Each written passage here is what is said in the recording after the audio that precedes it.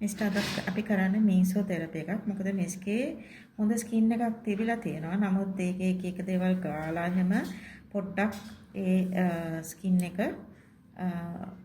Damage වෙලා තියෙනවා. එතකොට අද අපි කරන්නේ මීසෝതെරපි ට්‍රීට්මන්ට් එක. මිස්ටර්ට කැසල්ල බලන්න. මිස්ටර් ගන්න අපි අලුත් මේඩල් එකක්.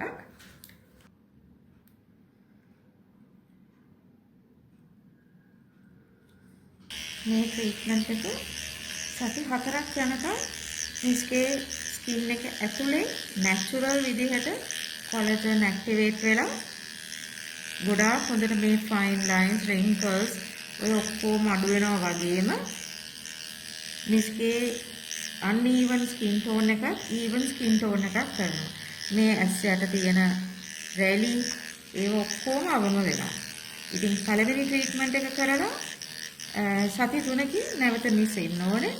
ඒ ආවට පස්සේ තමයි මට කියන්න පුළුවන් ආයේ මොකද්ද කරන්න ඕනේ ට්‍රීට්මන්ට් එක නැත්නම් මේක ඇතිද කියලා. ඒ විලාවට තමයි ඒක කියන්න පුළුවන්. මොකද ඒ වෙනකම්ම මිස්ගේ ස්කින් එකේ තියෙන ඔක්කොම මේ ප්‍රශ්න එයා නැචරල් විදියටම ස්කින් එක ඇතුලෙන් විසඳනවා. මම එයා කියලා කිව්වේ කවුද දන්නවද? අපේ කොලජන්.